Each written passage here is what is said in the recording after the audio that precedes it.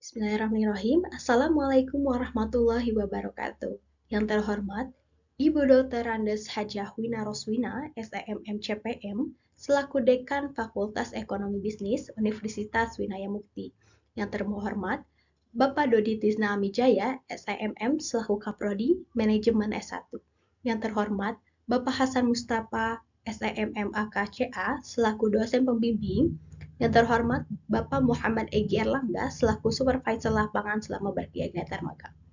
Baik, izinkan saya, Naila Sani Zulfa dengan NPM 41224231110420 mahasiswa Prodi Manajemen untuk menyampaikan hasil laporan magang yang berjudul Implementasi Program Cicilan Emas sebagai Alternatif Investasi di Bank Syariah Indonesia, KCP Majalengka Kadipaten, tepatnya dari tanggal 1 Oktober 2024 sampai dengan 31 Desember 2024. Bagian 1, yaitu pendahuluan, yang di dalamnya ada latar belakang. Latar belakangnya, dalam situasi perekonomian yang penuh tantangan, masyarakat mencari alternatif investasi yang aman dan menguntungkan. Emas telah lama menjadi pilihan investasi yang stabil dan cenderung meningkat dari waktu ke waktu. Inovasi yang berkembang dari sektor industri keuangan adalah program cicilan emas ini, yang memungkinkan masyarakat berinvestasi dari emas secara bertahap tanpa harus membayar penuh di awal. Bank Syariah Indonesia, sebagai salah satu pelopor dalam industri keuangan syariah, memahami pentingnya emas sebagai instrumen investasi yang sesuai dengan prinsip-prinsip syariah. Dalam upaya untuk memenuhi kebutuhan nasabah yang semakin berkembang, Bank Syariah Indonesia memperkenalkan program cicilan emas sebagai alternatif investasi yang menarik. Program ini memungkinkan nasabah untuk membeli emas secara berkala dengan membayar cicilan, memudahkan akses ke aset emas yang bernilai dan sesuai dengan syariah. Selanjutnya, ada bagian 2, yaitu profil organisasi dan aktivitas magang.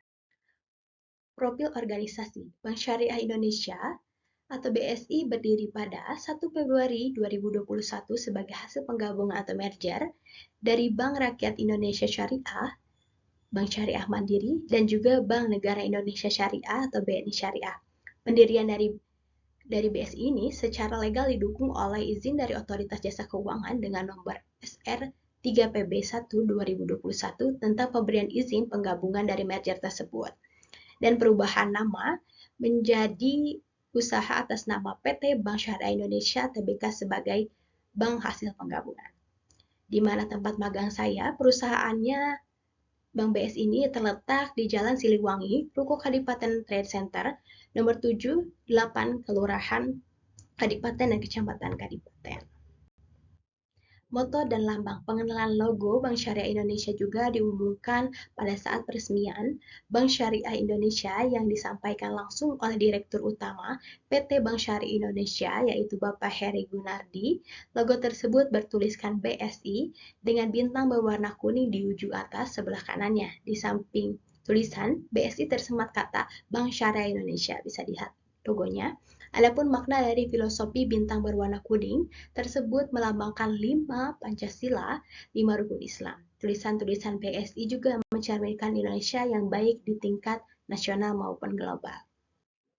Selanjutnya, ada struktur organisasi dari Bank Syariah Indonesia KCP Majalengka yang dimanajeri oleh Ibu Melia Dewi Indriani. Visi dan misi Bank Syariah Indonesia. Visi dari Bank Syariah Indonesia yaitu menjadi top 10 Global Islamic Bank. Misinya memberikan akses solusi keuangan syariah di Indonesia, melayani lebih dari 20 juta nasabah dan menjadi top 5 bank berdasarkan aset. Yang kedua, menjadi bank besar yang memberikan nilai terbaik bagi para pemegang saham, top 5 bank yang paling profitable di Indonesia. Menjadi perusahaan pilihan dari kebanggaan para talenta terbaik Indonesia, perusahaan dengan nilai yang kuat memperdayakan masyarakat serta berkomitmen dengan mengembangkan karyawan dengan budaya berbasis kinerja. Pelaksanaan praktik di BSI KCP Majalengka yang selama saya magang, yaitu yang pertama adalah mengikuti briefing jam 2 pagi bersama seluruh karyawan, melayani keperluan nasabah, Pemberkasan data mikro, scanning dokumen, open book beyond, menyaksikan akad pembiayaan wakalah dan murabahah, sharing session bersama karyawan BSI, filing berkas, marketing ke lapangan, mengurus pencairan pembebasan lahan, pembukaan rekening, open book migrasi tabungan haji, dan juga mengisi formulir cicilan emas. Bagian 3 yaitu pembahasan. Landasan teori, Bank Syariah.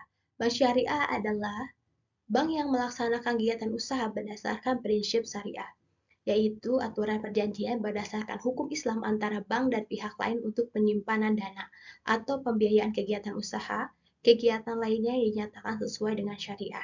Bank Syariah menerapkan sistem bagi hasil dalam pengelolaan dana, bukan sistem bunga. Perhitungan bagi hasil didasarkan pada kesepakatan antara bank dan juga nasabah, dengan pembagian keuntungan yang ditentukan melalui nisbah. Prinsip tersebut telah menjadi landasan yang kuat bagi pengelola perbankan syariah. Adapun prinsip dasar dalam perbankan yaitu larangan terhadap transaksi yang mengandung riba atau jasa yang diharamkan. Yang kedua adalah larangan terhadap transaksi yang diharamkan, sistem prosedur perolehan keuntungannya. Fungsi Bank Syariah. Bank Syariah mempunyai dua peran utama, yaitu sebagai badan usaha atau tamwil dan badan sosial. Yang pertama, sebagai badan usaha, Bank Syariah mempunyai beberapa fungsi, yaitu manajer investasi, investor, penyedia jasa perbankan. Sebagai badan sosial, Bank Syariah mempunyai fungsi sebagai pengelola dana sosial untuk penyimpanan atau penghimpunan, penyaluran zakat, infak, dan sedekah, serta penyaluran atau pinjaman kebajikan. Ciri-ciri Bank Syariah memiliki ciri khas seperti fleksibilitas biaya akad, sistem bagi hasil tanpa bunga, serta keuntungan yang bergantung pada hasil proyek. Operasinya diawas Dewan Pengawasan Syariah dan produk-produknya menggunakan istilah Arab atau sesuai dengan prinsip syariah.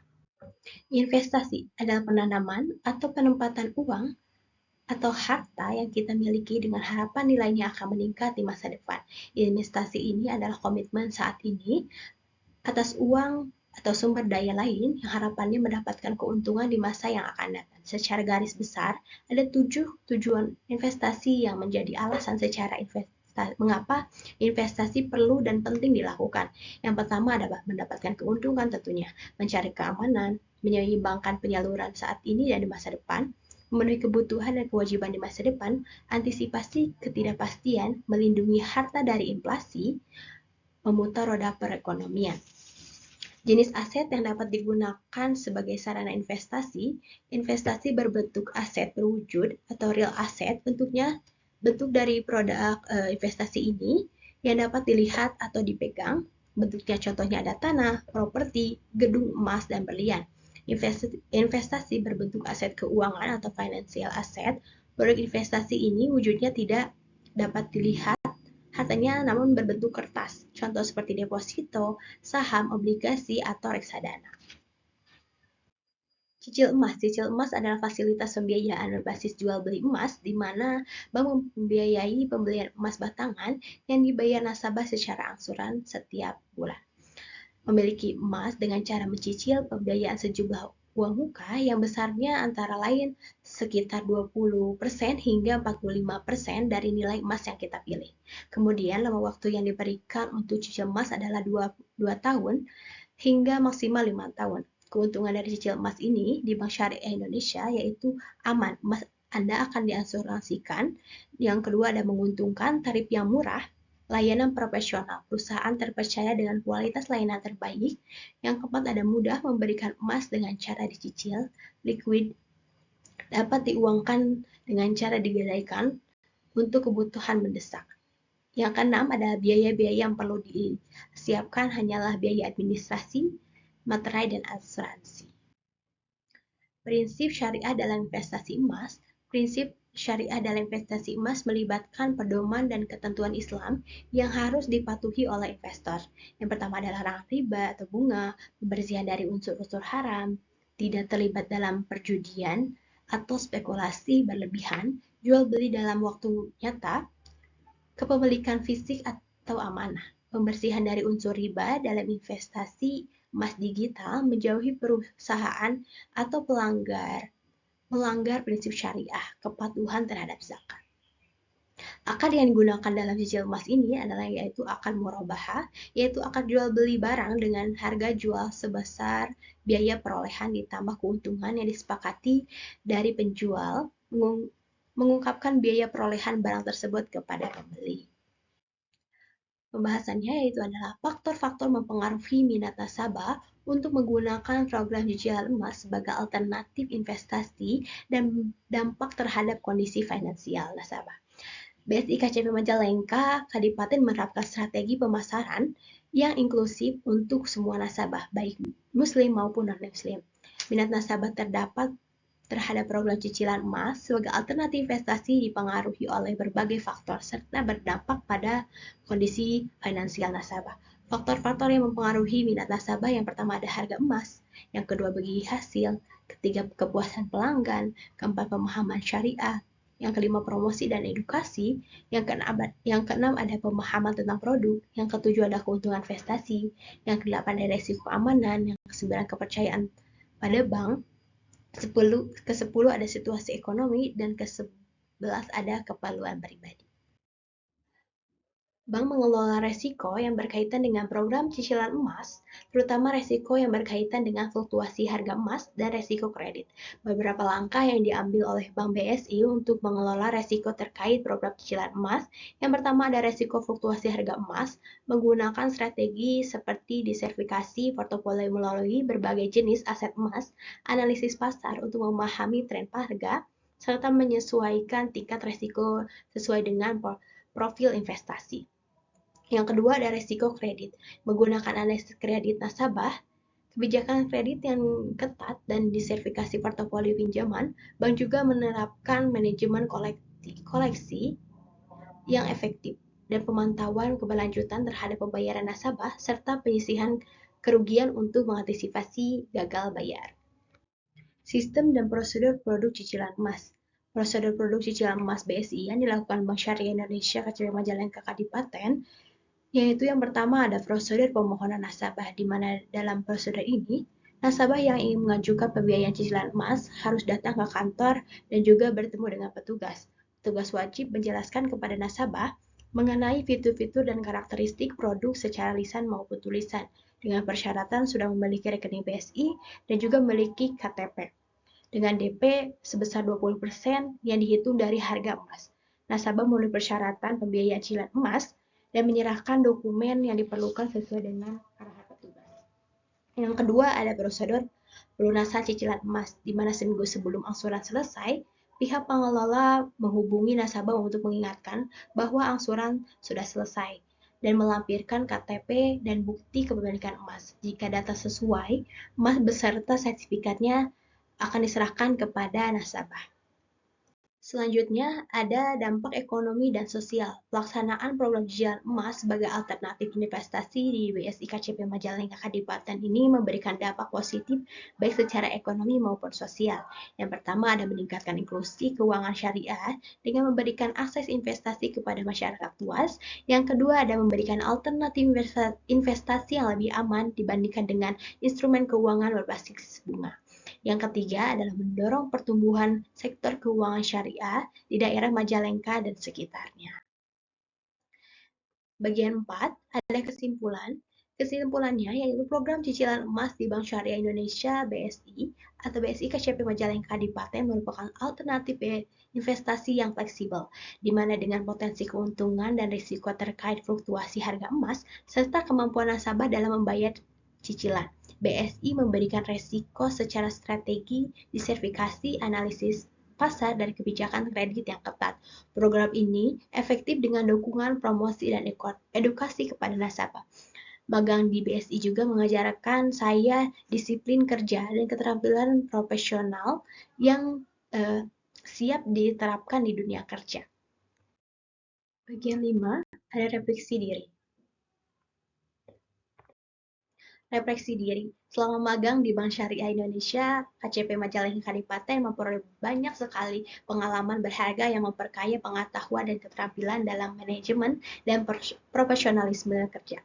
Pembelajaran di perkuliahan seperti manajemen keuangan, layanan pelanggan, dan Strategi pemasaran dapat diterapkan langsung dalam pekerjaan di bank ini, mendapatkan pengalaman praktik dalam pengelolaan administrasi, pemasaran produk, dan juga layanan nasabah, serta meningkatkan kemampuan dalam memecahkan masalah terkait operasional dan juga penyusunan laporan. Magang ini juga membantu nasabah dalam skop skill seperti komunikasi, kerjasama tim, disiplin, dan manajemen tugas. Berbekal pengalaman ini, saya berkomitmen untuk terus mengembangkan kemampuan serta memperbaiki diri sesuai dengan saran yang diberikan pembina magang. Pengalaman ini menjadi bekal penting untuk karir di masa depan dan juga mencapai target pendidikan yang lebih tinggi.